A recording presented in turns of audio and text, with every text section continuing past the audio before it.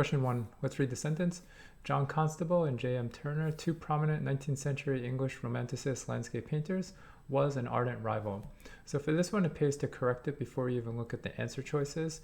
Notice that your subject is John Constable and J.M.W. Turner. So those are two people. So the verb you need is third person plural. Those two were. And then if you're saying these two people were, you can't say an ardent rival because it's two of them. You have to say were ardent rivals. And so you really just want to look for the answer choice, and that is going to be choice B. Question 2. Which choice best combines the underlined sentences? They had stylistic differences. These stylistic differences grew into personal animosity in 1831. So two pieces of information. One, the fact that the stylistic differences were there, and two, that they grew into personal animosity in 1831. Let's go through the answer choices. Growing into personal animosity, their differences were only stylistic until 1831. So if this one doesn't sound awkward to you, you could think of it this way.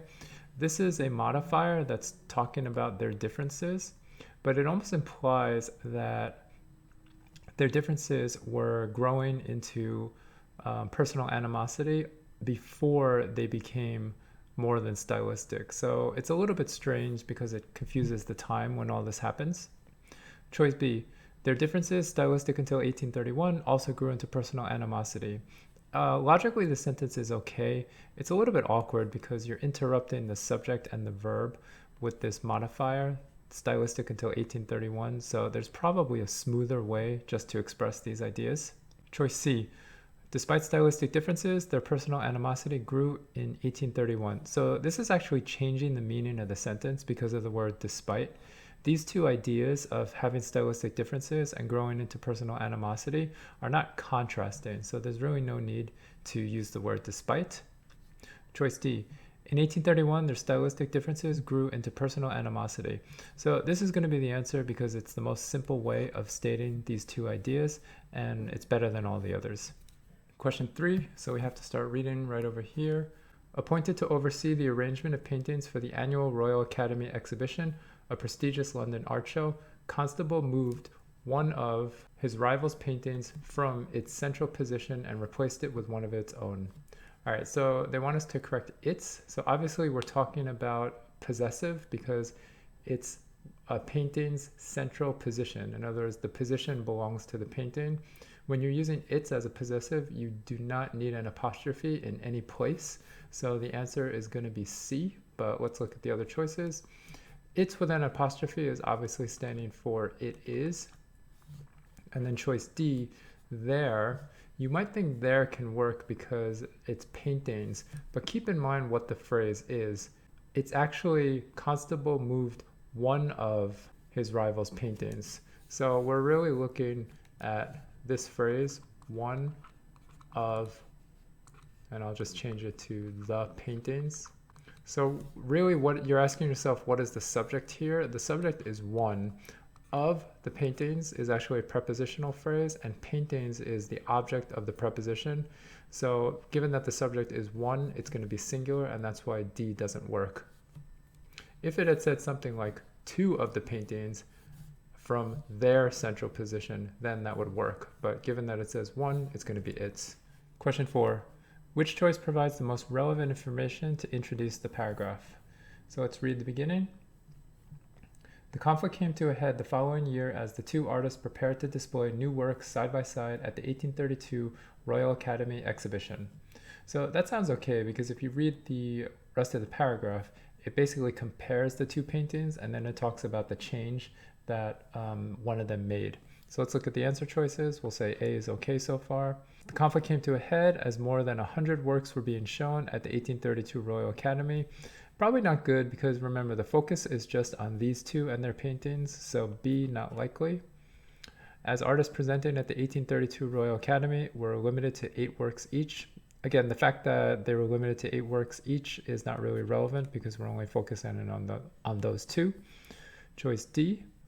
As no work shown at the 1832 Royal Academy exhibition could have been previously shown in public. Also not relevant because whether they were able to have been shown in public doesn't really affect anything that happened in that paragraph. So A is going to be the best answer. It's just general information, and it's better than all the rest. Question 5. So let's read the sentence. Constables, the opening of Waterloo Bridge depicted a grand public occasion with bright colors and detailed illustrations of officers and ships.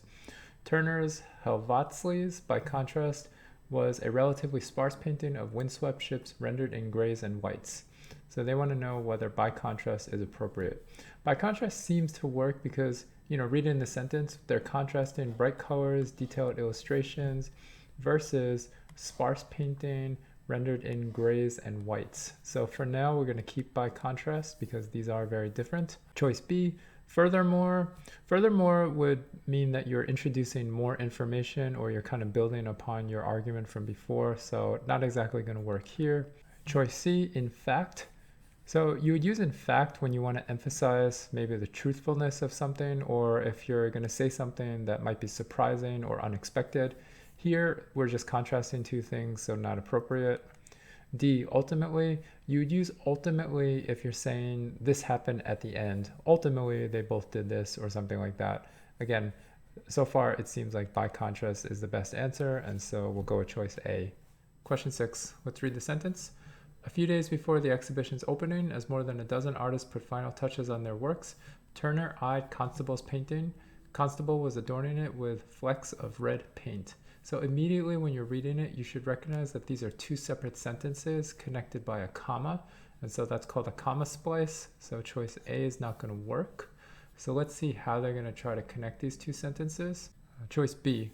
Turner eyed Constable's painting, which Constable was adorning it. So this would work if it were not for the word it, because what they're trying to do is make this an adjective clause, which is describing painting, but there's no reason to repeat it since we know we're already referring to the painting. So choice B is going to be out. Choice C, Turner eyed Constable's painting, which Constable was adorning with flecks of red. So C is the better version of B, and so it looks okay. We'll keep it for now. And choice D, Turner eyed Constable's painting, that it was being adorned by Constable. So if that doesn't sound wrong to you, you can notice that if you say the painting was being adorned by Constable, this is in the passive voice. And generally, the SAT doesn't like the passive voice if there's something that's correct in the active voice. So D is out, and we'll go with choice C. For question 7, let's start reading over here. Grabbing his palette, Turner faced his own painting and put a gob of bright red paint about the size of a quarter in the center of the canvas, shaping it into a buoy with a few brief brushstrokes. Then, without a word, he left the gallery. All right, so what does the question say? The writer's considering deleting the underlined portion, adjusting the punctuation as needed. Should the underlined portion be kept or deleted? So I think it sounds okay because it's saying he made this little change and then he left all of a sudden, and then they describe it as he has been here and fired a gun upon seeing Turner's last minute addition. So I would say the fact that he left without a word kind of is reinforced by the idea that this is a last minute addition. So let's see what they have to say. A, kept because it provides a supporting detail that reinforces the abrupt nature of Turner's action. So abrupt means sudden. So yeah, that kind of goes along with what we were saying and the fact that it was last minute. So we'll keep A for now. B, kept because it establishes that Turner avoided interacting with other artists. So it doesn't seem that the reason he left without a word was because he wanted to avoid interacting with other artists. It just seems that this was a quick action and then he left. So B, not going to be likely the answer. C, deleted because it distracts from the paragraph's focus on the paintings with an irrelevant detail concerning Turner's whereabouts. So I would say this doesn't really concern his whereabouts. Really, the focus is on just the fact that he did it and then he left. So not likely. D, deleted because it merely repeats information about Turner's behavior that is provided elsewhere in the passage. So up until this point, this information was not provided, and I don't think anywhere else is it in the passage. So definitely not repeated. And so D is also out, and we're left with choice A. Question 8. So let's read the sentence starting over here. Fellow painter C.R. Leslie observed that the prominent spot of red against the otherwise muted seascape ultimately perfected Helvoetsluys. At the same time, Turner's sparing use of color seemed to mock Constable's adjacent painting. So the first thing you'll notice is that, again, we have a comma splice, which is two independent clauses or two sentences connected by a comma. And so A is not going to work. So let's look at how they propose to fix this.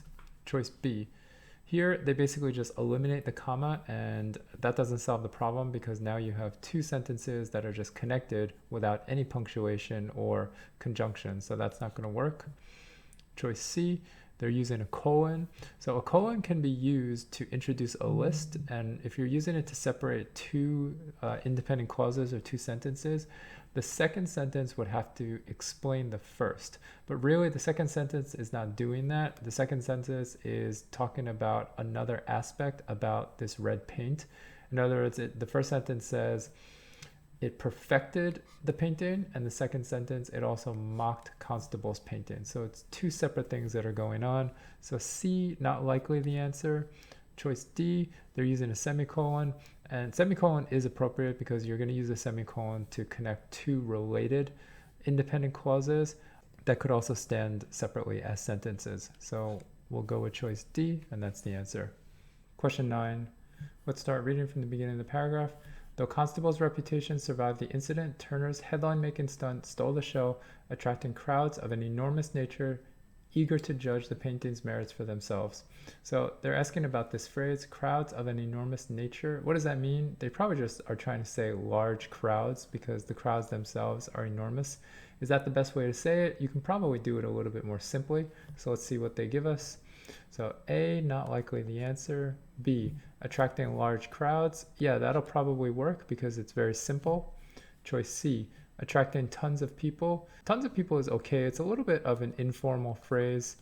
In other words, you want to say a lot of people, but to say tons of people is really more talking about the weight because ton is literally a unit of weight. That's why it's a little bit more or less formal than large crowds. So not likely the answer. Choice D, so many people. So again, this is also a little bit informal because a lot of people do use the word so to emphasize extremes. But if you're going to say so many people, you have to follow with the word that. In other words, you have to explain how many people there were. There were so many people that the building was overcrowded. Or there were so many people that I couldn't find my friend. You can't just say so many people by itself like that. And so that's why the answer is going to be choice B. Question 10, let's read the sentence in its new version. Though Constable's reputation survived the incident, Turner's headline-making stunt stole the show, attracting large crowds eager to judge the painting's merits for themselves. So the question here is, we obviously need an apostrophe, but where? Are we talking about one of the paintings or are we talking about both of them? The next sentence says, as the public debated whether Turner or Constable better captured the spirit of natural scenery, it would imply that the people came to judge both of the painting's merits. And in that case, since paintings is plural because there's two of them, the apostrophe belongs after the S. If we were talking about one of the paintings, it would be before the S. That leaves choice C only, and that's going to be the answer. Merits obviously doesn't need an apostrophe because there's nothing the merits are possessing. All right, question 11. So let's start reading all the way up here. As the public debated whether Turner or Constable better captured the spirit of natural scenery, the older neoclassical style which favored historical themes soon fell out of fashion. Thus, landscape painting quickly displaced neoclassical painting as the most popular form of visual art. So we're comparing landscape painting with neoclassical. What does question 11 say? The writer wants a conclusion that reflects the main idea of the passage and emphasizes the effects of the painter's rivalry. Which choice best accomplishes this goal? So obviously this has nothing about the painter's rivalry, so even though grammatically it makes sense, it's not going to be the right answer, so we'll cross it out. Choice B. Thus, despite their differences, or perhaps because of them, these two rivals jointly influence the popular taste for landscape painting. B would make sense because it's joining the idea of the rivalry and it's saying that because of it, now people are more interested in landscape painting, so we'll keep it for now. C. Thus, art exhibits became a popular destination for both locals and tourists in 19th century England. Nothing to do with their rivalry, so not going to work. D. Thus, art critics today continue to debate whether Constable or Turner was the more accomplished artist. That might be true, but keep in mind that the question is asking what are the effects of the painters' rivalry, and the effect is really the influence over which style was more important, not so much the fact that people today are debating between them. So B is still the best choice, and that's going to be the answer. Okay, second passage. No good night with blue light. Yes, I think we can all sympathize. Number 12. Which choice effectively combines the sentences at the underlined portion? So let's read the sentences. Artificial light is now known to cause sleep problems. It does this by impacting circadian rhythm, the body's internal 24-hour clock. So the first part is making an assertion. The second part is saying how it does it. Really, it's probably just a matter of getting the relationship between the two pieces of information right. So let's look at the answers. Choice A. Artificial light is now known to cause sleep problems because of its impact on circadian rhythm. That does make sense. So for now, we'll say that A is okay. Choice B. Artificial light is now known to cause sleep problems. Its impact is on circadian rhythm. This one is grammatically okay. Just a general guideline. Try to avoid sentences where they're repeating the subject. In other words, it is referring to artificial light. And in general, if you can combine or write a sentence where you're not saying the subject and then saying it again with a pronoun, generally you'll be better off. So for now, B doesn't seem like it's going to work. Choice C. Artificial light is now known to cause sleep problems with impacting circadian rhythm. I think C doesn't as clearly establish the relationship as A does. They're trying to say that the circadian rhythm is the reason it causes sleep problems or is how it happens. C is kind of just combining them, and it's sort of implied that that's the reason, but not 100% clear, so we'll cross it out. Choice D. Artificial light is now known to cause sleep problems to the impact of or on circadian rhythm.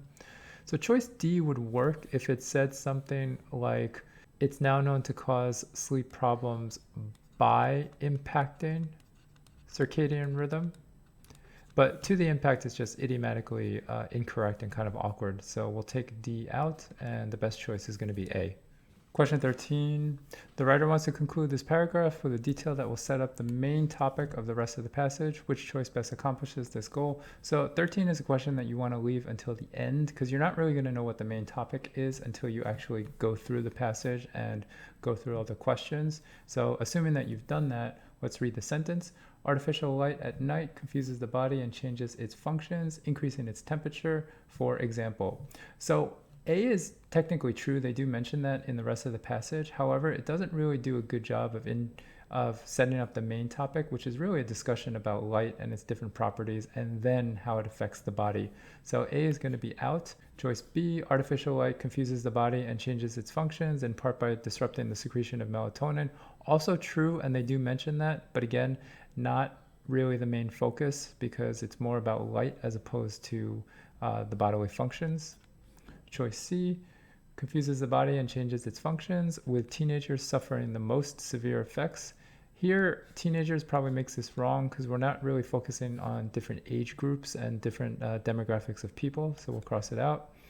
D, confuses the body and changes its function, but not all light has the same effect. So this really does the best job of setting up the whole discussion because they are going to talk about different types of light. So to say not all light has the same effect basically sets that up the best, which is what they're asking for. So we'll go with D. Question 14, let's read the sentence. We'll start right over here. The human eye reacts to wavelengths from about 390 to 700 nanometers, which roughly correspond to the color range of the rainbow, from the shorter wavelength of violet at one end and the longer wavelength of red at the other. So what you have to be able to pick up here is the idiom I'll write it out here, is from A to B. So what is A? From the shorter wavelength of violet at one end, that's A. This word should be to the longer wavelength of red at the other, that's B. So if you know that and you're able to recognize it, the only choice that works is D. Idioms are basically phrases or the way words are used, and you kind of just have to know them or have them memorized beforehand. Question 15. Light in the blue range emitted by the sun during the day causes the eye to send chemical messages to the suprachiasmatic nucleus in the brain. All right, so to get this question, you have to know what the main part of the sentence is, and the subject is light. The preposition phrase in the blue range, we'll consider that part of the subject phrase. And what is the verb? The main verb is causes the eye to blah, blah, blah, blah, blah. So the main sentence is saying light in the blue range causes the eye to do something. So the question is, what is going on over here? This is all actually a participle phrase. A participle is where you take a verb and it describes a noun, and therefore it functions as an adjective. So participle phrases by themselves don't really need to be separated by commas. Looking in here, this is a preposition phrase. You don't need to separate a preposition phrase with commas. You could put a comma before and after the participle phrase, but it may also not be necessary. So let's look through the answer choices.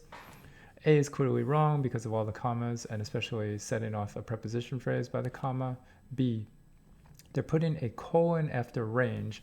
You only need a colon if you're introducing a list, or if something after the colon is actually kind of explaining the first part. So B is going to be out. Choice C. Notice what they do. They set off the participle phrase with a comma here and a semicolon there. That's not going to work because you just basically need to be consistent. Choice D, range emitted by the sun during the day. Notice what they do is they just get rid of all the commas and have you read it straight through. And so that's the best choice out of all of them. And D is going to be the answer. Question 16, let's read the sentence. These blue light wavelengths are the same as those emitted by artificial sources of light, particularly computer screens, to watch television, and cell phones.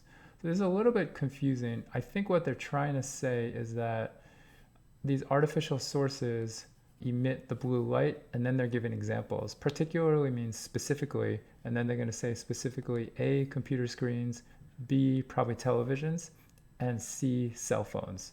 What's the problem? You don't need a semicolon here because remember, if you have a semicolon, you need to have two complete sentences, front and back, and clearly that's not going on after the semicolon. You also don't need a colon after particularly. You could just say particularly A, B, and C without the colon. So A is definitely out. Choice B, what do? Instead of using a semicolon, they're putting a period, which is okay for the first sentence. But notice what happens with the second sentence. You're basically saying particularly A, B, and C, which is not a complete sentence, so that's not going to work. And I do like my Oxford commas. Choice C, it says artificial sources of light, comma, particularly A, B, and C. So yeah, C is definitely going to work. That's really how you use particularly, specifically A, B, and C. Choice D. They're the same as those emitted by artificial sources of light, comma, particularly. Everything good until we get to this semicolon. Again, same rule as before. It doesn't follow with a complete sentence. You can use semicolons to separate items in a list. The only reason you would use semicolons as opposed to commas is if these items are really long or complicated or had certain punctuation within them, such as dashes or other commas. But clearly here, not necessary, and C is going to be our best choice. Question 17, again, we had said that we're actually listing three things, particularly A, B, and C. So what do we have? Computer screens, to watch television, and cell phones. So this should kind of sound off to you. And the reason it's off is because A and C are straight nouns, and to watch television is an infinitive. So it's really just not parallel. So choice A is not going to work. Let's see what else they offer. Most likely we're looking for something that just says televisions. Choice B, televisions, that's what we're looking for. So that seems to work. We'll keep it for now. Choice C, computer screens, television viewing, and cell phones. So C is interesting because what we have here is what's called a gerund. You take a verb, add an ing, and now it functions as a noun. What kind of viewing? Television viewing. But it's still not like a regular noun such as screens and phones, so they would still consider it not parallel, even though it is functioning technically as a noun. Choice D, television, light, and cell phones. So again, you can argue that this is a noun and it is the light that's actually causing people to stay awake, but really we're talking about the sources of the light, so it's the screens, the phones, and the television itself. So D is not going to work, and we're left with choice B. All right, question 18. You have to really start from the first sentence that we just read. These blue light wavelengths are the same as those emitted by artificial sources of light. Then it says, nevertheless, these devices affect our brains and bodies much like daylight's effect. So the question is, how do these two ideas relate? Now, if you remember, the point in the previous page was the sun itself emits these blue light wavelengths. So if the sun emits the blue light wavelengths, these devices also emit the blue light wavelengths. Then they're saying these devices affect our brains and bodies similar to daylight. That seems to be the logical conclusion to the previous points. So nevertheless is not going to work because nevertheless signals some type of contrast, like in spite of this information, something else is true. Definitely not the idea we want to get across. However is going to be wrong for the same answer. Therefore, it does seem to work because, like I said, this does seem like the conclusion. They both have blue light wavelengths, therefore they affect our body in a similar way. Choice D, you would use further if you're making points in an argument or listing pieces of evidence and like one follows after another. So I gave you this piece of evidence and further I'm going to give you more piece of evidence. But like I said, this is more like a logical conclusion to what was said before. So C is the better choice. Question 19 is the same sentence and we'll use the answer that we picked before. Therefore, these devices affect our brains and bodies much like daylight's effect. So this should kind of sound off to you because it's not parallel.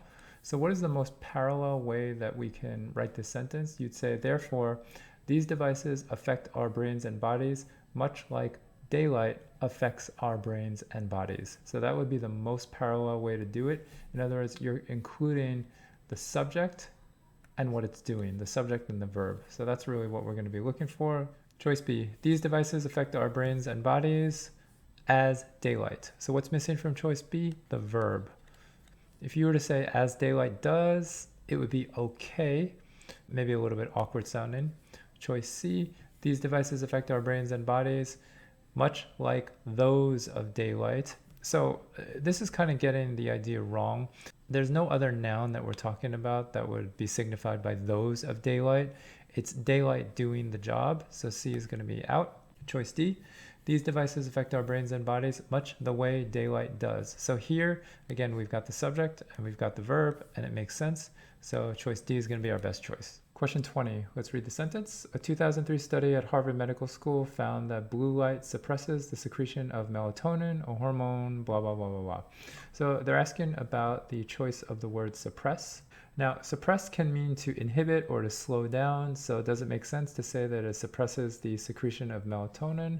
Probably. So that sounds okay to me and we'll keep it. Let's look at the other ones. Choice B. Blue light subdues the secretion of melatonin. Subdue is more like to bring something under control. You can subdue your fears. You can subdue your enemy. So it's really just not the best word choice to get that idea across, and we'll cross it out. Choice C, blue light destroys the secretion of melatonin, changing the meaning of the sentence, and I don't think that's the idea that they're trying to get across. D, blue light dominates the secretion of melatonin. So dominate in this sense would probably mean that it predominates. In other words, it kind of crowds out the secretion. Also likely not what they're trying to say. In the simplest sense, they're saying that blue light slows it down. Maybe not to the point of stopping it, but at least to the point that it results in a much smaller quantity. We'll go with A, and that's going to be the answer. Question 21, which choice best summarizes the main idea of the paragraph? So quickly look over the paragraph and see what's going on. First, they're talking about blue light. What does it do? It elevates body temperature. It also suppresses melatonin. And then they're looking for a summary sentence. Right now it says melatonin plays an important role in the human sleep cycle. Not really a good summary sentence because really we're talking about blue light and the two things that it does, not just melatonin. So we'll cross it out.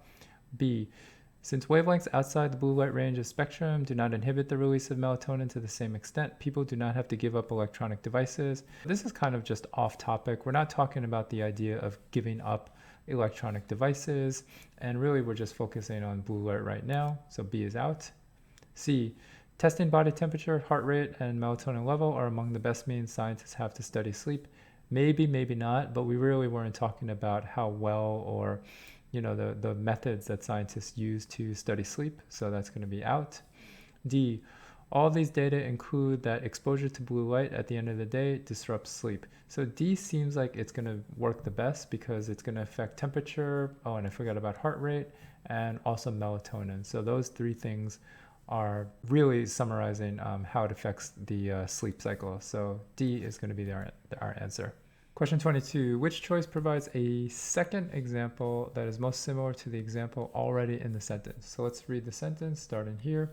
Ultimately, the best way to limit blue light exposure and get a good night's rest is 1, to banish technology from the bedroom, and 2, avoid time in front of screens. So these two are the examples. That seems to be pretty similar, like no cell phones in the bedroom and no screen time near the end of the day. So we'll keep A for now. Choice B, banish technology and send different chemical messages to the SCN. I have no idea how you do that if you were like inject your brain with something, but definitely not similar to banishing technology. Choice C, go to bed when the sun goes down. No, we're not farmers in like the 15th century, although I do wonder if farmers still do that today. I have no idea, but not as close to banishing technology as choice A is. Choice D, consult a medical doctor if sleeplessness occurs. Also, probably a good idea, but not similar to banishing technology from the bedroom. And so choice A is the answer. Next passage covering 23 to 33, taking the long view, careers in remote sensing. That tells us the topic already. The question is asking which choice introduces the passage most effectively. So what's the original say? Careers in remote sensing, the study of information gathered by satellites, have always been affected by developments in the aerospace industry. This question you obviously want to do at the very end after you've read through it. I would say that A is a little bit off because they're not really talking about how careers have been affected by developments in the industry. To me, it feels more just like a general introduction to the field of remote sensing, and they talk about different people who work in it, different applications, and that type of thing. So A, not likely the answer. B, the development of artificial satellites in the second half of the 20th century was crucial to the global expansion of remote sensing technology. So they don't really talk about the development of artificial satellites in the 20th century. Topically, that's a little bit off, even though it might be true. Choice C, remote sensing, interpreting information captured by satellites that comes from Earth or from space is a career field that offers a variety of options and opportunities. This seems to be the one that is closest if you read the rest of the passage. I'm not really sure how great of an answer it is in general or as a first sentence, but certainly so far better than A and B. So we'll keep it for now. Choice D, at most universities around the world, the discipline of remote sensing has traditionally been taught within geography department. Again, nothing to do with what anything in the rest of the passage talks about, so D is definitely out, and C is the best answer. Question 24, let's read it. Uses for remote sensing has become more plentiful as technology has progressed, and we can basically just stop there. What is the issue? This is the verb. And notice all the choices have variations on the verb, tense, and number. We have to decide what the subject is. The subject of the sentence is going to be uses, and that means it's going to be plural. So this is wrong because has become is third person singular in the present perfect. If we're going to keep the tense, which sounds like it makes sense, it's going to have to be have become. Now, if you were thinking, why is it not sensing has become? Number one, just think logically, what has become more plentiful? It's actually the uses and not the sensing itself. But grammatically, notice that this is a preposition phrase. For is a preposition. Remote sensing is the object of this preposition, and it's not directly connected to the verb has become.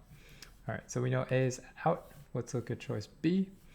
Uses becomes more plentiful. So again, number one, it's wrong because it's not plural. Becomes would be third person singular, and present tense doesn't really seem to get the idea across. The reason present perfect works here is because present perfect means that something that started in the past is still going on now, or it's happened and it's occurring up to this point in the present. On the other hand, present tense in choice B could be used to just talk about something that's going on now, or a few other uses. Either way, not good here. Choice C, uses have become, so that was our original correction, so that seems to work. Choice D, will have become. This is future perfect, so you use future perfect when you want to say by the time that something happens in the future. something else will have happened. So that's clearly not what's going on here. It changes the meaning of the sentence, and so D is out. Question 25, let's read it. These spectra are then modeled and analyzed on NASA supercomputers, period, to provide insight into the processes that shape and heat the chromosphere. What's going on here is that the second part is a fragment, to provide insight, blah, blah, blah. Most likely, the way that these ideas relate is that the reason that they're being analyzed on the supercomputers is in order to provide insight into the processes that do such and such. So likely the best fix is going to be just take out the period and lowercase the letter t, and then just connect them that way. So let's see what they want to do. So A is definitely out. B. So B is actually the solution that we came up with. They're modeled and analyzed on the supercomputers in order to, or just to provide insight. So B is going to work. Choice C. They're modeled and analyzed on NASA's supercomputers and to provide insight into the processes. So this is really just repeating the same problem. Everything after to is just a sentence fragment, and if you're going to connect that fragment with the word and, it's not going to work, because generally and needs to be followed by a independent clause if you're connecting two clauses. So if you were going to fix C to make it work, I would say these spectra are then modeled and analyzed on NASA's supercomputers, and the purpose is to provide insight into the processes that shape and heat the chromosphere. So you see basically what I did was I said, and the purpose is to, this makes it a complete sentence, or rather an independent clause, and it can be joined to the other independent clause by the conjunction and. Choice D, these spectra are then modeled and analyzed on NASA's supercomputers. So this is really the same problem as the original. When you have a semicolon, you need to have two independent clauses on both sides. So the best choice is B. Question 26, let's read the sentence starting from here. The program employed light detection and ranging technology, and which uses lasers from satellites to measure distances to Earth and induce highly accurate topographical maps to assess floodplain boundaries. All right, so to make this sentence simpler to understand, let's cross out some stuff. The program employed technology which uses lasers from satellites, and I'm going to end it there because the rest of it doesn't really have any bearing on the underlined part. Reading it simply, it says, the program employed technology and which uses lasers from satellites. It should kind of sound awkward, and you really can fix this just by crossing out the word and, because this whole clause here is a relative clause, which uses lasers from satellites. So you're asking yourself, what word does this describe? And it's the noun technology. The technology itself uses lasers from satellites. So that would be my best fix, and the rest can stay the same. Let's look at what they have. Choice B, the program employed technology that uses lasers from satellites. So the question of that versus which is generally not tested on the SAT because it's more of a fine distinction. What makes choice B wrong is you don't need a colon when you're going to use the word that in a relative clause. So choice B is out. Choice C, the program employed technology. It uses lasers from satellites. So the problem here is you've got a comma splice, two independent clauses or complete sentences connected by a comma. If you wanted to fix this, you can say the program employed technology and it uses lasers from technology. Not the best solution, but at least it would be fixing the comma splice. Choice D, the program employed technology which uses lasers from satellites. So this was the original fix that I proposed, and that's going to be the best answer. Question 27, so we're talking about this whole relative clause as we discussed before. Remember, this whole thing is describing technology. So let's read it. The technology which uses lasers from satellites, I'm going to cross this off because it's just going to confuse us, which uses lasers to measure distances to Earth and induce highly accurate topographical maps. And I'm going to stop here because the rest of it doesn't really matter for question 27. They're talking about lasers that are doing two things. They're using the lasers to, 1, measure the distance to the Earth, and 2, induce highly accurate topographical maps. So the question that they're asking is not grammar, it's whether or not this is the right word choice, which is diction. Induce really means to cause something to happen, so not exactly the best word. You would use it more to like induce labor or induce change or something like that, but really we're looking for a word that's closer to produce, because they're using the lasers to produce or make the accurate topographical maps. That's why generate is going to be the best choice. If you're saying they're using the lasers to accomplish topographical maps, not exactly the way that you would use accomplish. You would say accomplish a goal or accomplish a feat. And choice D, using lasers to cause topographical maps is kind of vague. What does it mean? To cause it to come into existence, cause it to do what? Not sure. But since we're looking for something like produce, then the closest word is going to be generate. Question 27. Shukman combined them with field data to create forecast maps that predict which areas are likely to flood, blah, blah, blah. So the question here is, what is them referring to? So the SAT doesn't really like these pronouns that are not completely clear as to what they are referring to. Most likely they're talking about these highly accurate topographical maps. So let's look at the answer choices. A is going to be out. Shukman combined these maps of the floodplains. That seems to work. Shukman combined the floodplains. Definitely not, because you can't really manipulate the land itself. Shukman combined those. Same problem as them. So the best answer is going to be B. Question 29. So we'll have to read the same sentence again.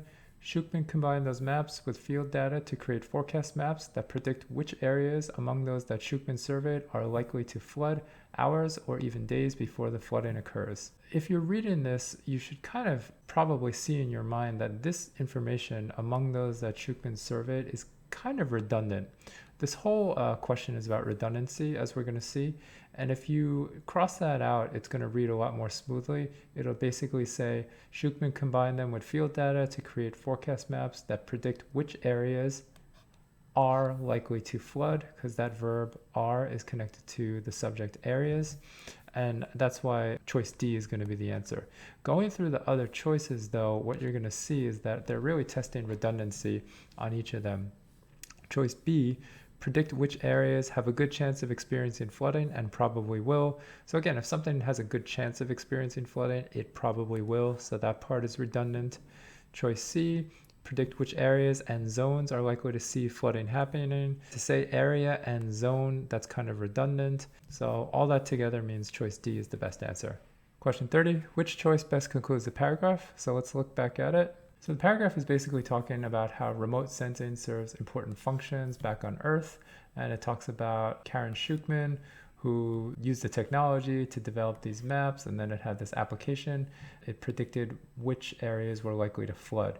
So let's see what the conclusion sentence is.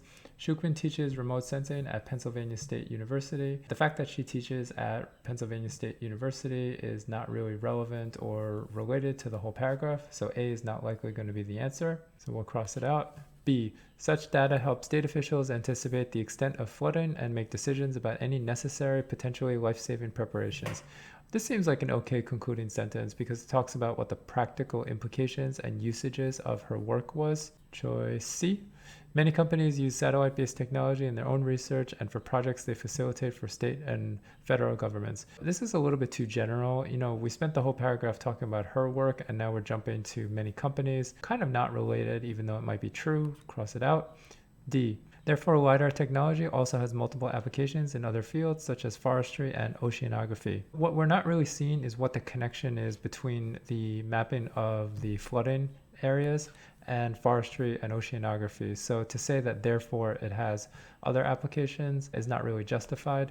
And so choice B is the best choice. Question 31, which choice is best supported by information in the graph? So let's look at the graph. It says market size for data and services in global satellite Earth observations. So it's really market size and it's measured in billions of dollars from 2011 to 2021 in 3 areas: government, services, industry, living resources, blah, blah, blah, and defense and intelligence. So basically the trend is it looks like the market size is growing pretty rapidly from 2011 to 21, and it looks like the middle area seems to be growing the most. So let's just keep that in mind. Choice A, let's read what it says. Research on remote sensing suggests the field will continue to expand rapidly. Definitely true by that increase that we saw. Choice B, research suggests a dramatic increase in the salaries remote sensing specialists will earn. Keep in mind the graph was about the market size, not necessarily the salaries. Again, it might be true that salaries will go up as the market size goes up, but really that's not what the graph is showing. So choice B is out because of salaries. Choice C, the field will incorporate new sources of information that supplement satellite data. Maybe, maybe not, but that has absolutely nothing to do with the graph. Choice D, research suggests that budget constraints will have a powerful influence on the field. I'd say I have no idea because they don't talk about budget constraints, so we'll cross out D and we'll stick with A. Question 32. Which choice best supports the writer's claim from earlier in the sentence with an accurate interpretation of data in the graph? Let's read the sentence. My gosh, that's a really long sentence. All right, so starting up here, a 2012 report by Northern Sky Research about satellite data and other remote sensing services, for example, projected, here's more of the important part, that overall growth would be relatively slow between 2011 and 2015, with the size of the market increasing from about 2 billion to 3 billion, but that the field would grow much more quickly after 2015, with the exception of 2019. So I guess really we only have to care about, is it true that it did not grow in 2019? Let's look at the graph again. So clearly, after 2015, they are right. There was much more growth, but it does seem like there was growth in 2019 because there was that much of a difference there and there. So I'm going to say that part is false, and let's see if we can find a better answer. So we're going to cross out A. Choice B, becoming a market of over 6 billion by 2021. Yeah, it does look like it's a little over 6 billion, so I think that's an okay choice for now. Choice C, despite some predicted fluctuation. So again, if you remember the graph, it really kind of goes up pretty predictably. It's not like it goes up and then down or something like that. So choice C is not going to work. Choice D, increasing by another 2 billion over the next 6 years. So we're talking about from 2015, and how much did it increase from then? Let's double check. From 15, it went from 3 really to about a little over 6 in 2021. That's definitely more than 2 billion. That's about a little over 3. So that choice is not going to work. Cross out D, and then we're left with B as the best answer. Question 33, let's read the sentence. With so many potential applications and more on the horizon, remote sensing promises a wide range of career opportunities. You should notice that there's really no reason for a comma here. If we simplify the sentence from here on, the subject is remote sensing, promises is the verb, and the object is a wide range of career opportunities, specifically range being the object. Remote sensing promises a wide range. Very simple sentence, no need for a comma. That tells us that the answer is going to be choice C. Let's look at the others. We'll cross out choice A. Choice B, promises, colon, a wide range. Unnecessary use of a colon here. We're not really explaining anything that went on before. Choice D, promises a wide range. Then they put a dash and then of career opportunities. Dashes have a bunch of different usages. In this case, it's called an M dash because it's a longer one. Generally on the SAT, you would use an M dash to set off certain items like A, B, C, or to set off a clause that you would normally separate with commas, except it might be really long. Regardless, none of that is going on here, so we'll cross out choice D. Question 34. So for this sentence, I'm going to cross out everything between the dashes because it's not really going to help us. It's actually going to distract us. Yet these studies are largely published in academic journals whose steep subscription fees place it out of reach of the average person. All right, so the question is, what is it referring to? And if you're reading the sentence, it has to be referring to the studies, because they're saying the studies are out of reach of the average person because of the steep fees. So what's the problem? It is singular, studies is plural. The only answer that's going to work is the plural answer, which is them. Question 35. To make this paragraph most logical, sentence 3 should be placed. All right, so we just read sentence 2, which talked about how the steep prices keep the journals out of reach of the average person. Let's read sentence 3. To rectify the situation, the results of government-funded research should be published in a form that is freely accessible to the public. That kind of makes sense following from sentence 2, but let's read sentence 4. This arrangement gives private organizations control over information that should be available for the benefit of people around the world. So it's really, the problem is that sentence 4 is out of place because it's talking about this arrangement in a negative way. So the arrangement is actually talking about what happens in sentence 2, not the solution, which is in sentence 3. So The best way to say that we should fix this would be moving sentence 4 in between 3. Another way to say that is we're going to move sentence 3 after sentence 4. So that'll be choice D. Question 36, let's start reading the sentence right over here. Recognizing the importance of access to biomedical research for patients, doctors, and others, the NIH's requirement is blah, blah, blah, blah, blah. Right now, we're given a list of 3 things. Patients, number 1, doctors, number 2, and others, number 3. So right now, this seems to be okay. So we'll keep it for now. Let's see what the other choices are. Recognizing the importance of access to biomedical research for patients and for doctors and others. So again, if you were to say patients and for doctors and others, it's really just redundant. There's no reason to add those words in. So choice B is out. Choice C, recognizing the importance of access to biomedical research for patients. Also, doctors and others, the NIH's requirement. So with a semicolon, you want to have 2 complete sentences on both sides. If you put a semicolon right after patients, the sentence after that doesn't really make a lot of sense when you read it. So choice C is going to be out. Choice D, recognizing the importance of access to biomedical research for patients, access for doctors and others. So choice D, like choice B, is just redundant. There's no need to repeat the word access since it was mentioned right over here. So the best choice is the original, and we'll go with that one. Question 37. This one's actually easy if you recognize the error. So let's read the sentence again. Recognizing the importance of access to biomedical research for patients, doctors, and others, the NIH's requirement is that any papers resulting from NIH funding be deposited in the open access database PubMed Central. When you're reading this, you're starting off the sentence with a participle, recognizing the importance of access to biomedical research for these people.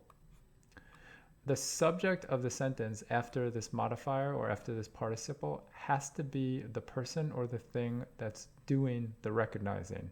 In other words, if I write a sentence by saying running to the store or running home, that's a participle, it's a modifier. The subject of the sentence has to be the person running home, like I saw my friend. So the same thing's going on here. We can quickly scan the choices. Who's doing the recognizing of the importance? It's obviously the NIH. So the only answer that's going to work is choice B, that makes the NIH the subject of the sentence. That's called a dangling modifier or a dangling participle. Dangling meaning to say that it's kind of dangling here at the beginning of the sentence and it's not clearly attached to the subject that it's supposed to be modifying. Question 38, which choice best sets up the example in the next paragraph? So obviously this is a question that you want to leave till the end once you've read the next paragraph. Assuming you did, let's read the sentence. Start over here. In a report submitted to the UK government that helped provide the basis for the 2012 mandate, a group led by sociologist Janet Finch asserted that many benefits could result if we were to move worldwide to an open access regime, including increased public support for government funding of research. A is okay. It sounds like something that maybe the author would support. But if you were to read the next paragraph, they're giving the example of a medical breakthrough made by a student who actually was able to do that because he found information in a journal article that was offered on the PubMed website. When you know that, that automatically leads you to choice D because that's an innovation stemming from public engagement with research. In other words, that student's engagement with the research that was available to him. And so it makes that answer very obvious. If you read choice B and C, they really just have nothing to do with what that paragraph is about. Choice B, improved quality of articles published in academic journals. We don't really care about quality. They're not really talking about that. They're talking more about access. Choice C, reduced time spent by professionals locating current information. Nowhere really in the passage were they talking about the amount of time that people spend locating current information. Question 39, which choice most effectively combines the sentences at the underlined portion? Crucial to Andraka's work was published research he had found for free online. That research that he had found for free included what he found in PubMed Central. Notice what is kind of bad about this. They're repeating the phrases he had found, he found. They're also repeating free and free. So it's kind of just a lot of redundancies and it probably could be made more concise. Crucial to his work was research that had been published and that he had found for free online, including PubMed Central. A is okay. It's questionable whether you want to repeat that had been published and that he had found, but certainly better than the original choice. Choice B, crucial to his work was published research he had found for free online, including in PubMed Central. So B is definitely better than A. It's more concise and it gets across the same amount of information. Choice C, crucial to his work was published research online, including in PubMed Central, as well as the fact that he had found it for free. So C, not as concise as B. There's no reason to add all these extra words, as well as the fact, and also published research online, including PubMed Central, really kind of just repeating the same idea, so definitely not going to work. Choice D, crucial to his work was research, including what he had found published online in PubMed Central, that was free. So this one's just kind of awkward because they're trying to get you to connect this idea. Crucial to his work was research, that was free, but then they interrupt it with this really long modifier. So it's just a little bit awkward and not as nice as or concise as choice B. Question 40, let's read the sentence. However, online publishing is cheaper compared with traditional publishing as it is blah, blah, blah. This is a question of idiom. In other words, how are words put together? You normally don't say cheaper compared with, you say cheaper than. In other words, A is cheaper than B. Let's look through the answer choices. Choice B, cheaper when comparing it with, also not idiomatically correct. Cheaper more so than traditional publishing, also wrong. And then choice D, cheaper than. So that's really the choice that we want. You probably could have seen that from the very beginning without even looking at choices B and C. Question 41 deals with the same sentence. So let's read it again with the correction from 40. However, online publishing is cheaper than traditional publishing as it eludes the cost of physical production and whatever else they're saying. This is a question of diction. In other words, diction is word choice, whereas idiom is how words are put together. Does traditional publishing elude the cost of physical production? Elude means to generally avoid or escape. You can say something eludes your understanding. Not the right choice here. We're looking for something that means that it gets rid of the costs or reduces the cost of physical production. So A is going to be out. Traditional publishing, as it eliminates the cost of physical production, that's certainly a possibility. Traditional publishing, as it isolates the cost of physical production, probably not what they want to say. Also not really sure what they mean by isolating the costs, unless you're looking for a cost that you're not really sure where it is or what it is exactly. Choice D, traditional publishing, as it bans the cost of physical production. Also not the word that we want, because they're not saying that it restricts the cost of physical production. We really just want to say that it gets rid of them because they don't have to pay it. So eliminate is the best answer. Question 42, one online publisher, the database Arxiv, spends only $10 per paper accepted. So what's going on here? Here's the subject, one online publisher. Here's the main verb, spends only $10 per paper accepted. This part, the database, is really just describing the publisher, but notice how it's set off. You've got a dash here and a comma here, so the idea is you need to be consistent. With something this small, comma is probably better than a dash, and they also are not giving you the option to change the comma, so that leaves the answer C, and nothing else is going to work. Question 43, which choice best supports the overall point of the paragraph? Keep in mind the overall point of the paragraph is to say that even though a lot of people think that online publishing is too expensive without subscription fees, the author is basically saying it's actually a lot cheaper than paper publishing. One online publisher spends only $10 per paper accepted, an expense covered by donations. That one seems to be okay. Let's see if we find anything better. One online publisher spends only $10 per paper, each of which is revised by experts to ensure topicality and adherence to scholarly standards. Again, nothing to do with price, so we'll cross it off. Those submissions are limited to math and science topics, also nothing to do with price. And users can even sign up to be notified when new papers are posted, also nothing to do with price.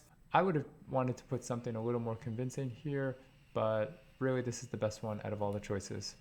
Question 44. At this point, the writer wants a conclusion that summarizes the main argument of the passage. Which choice best accomplishes that goal? Open access then is a viable option. What's the main point of the paragraph? Obviously that open access is good and it has a lot of benefits. Proponents hope that it will provide the basis for more medical innovation around the world. I think this is a little bit narrow. They don't just want more medical innovation. They're using medical innovation as an example of one thing that helped. But I think they would argue more broadly that there are other benefits besides medical innovation. So A is out. Choice B, the effect it has on publishing models proves that online-only publications are the way of the future. This one's also too narrow because they don't just want to talk about the effect of online publishing models. They want to talk about larger effects and why it's good in general. So we'll cross that out. Choice C, through it, research is obtainable by anyone with an internet connection, not just a privileged few. This does seem to go along with the general idea of open access, that it's widely accessible by anyone. So we'll keep it for now. Choice D, its global success shows that governments should be investing more money in scientific research.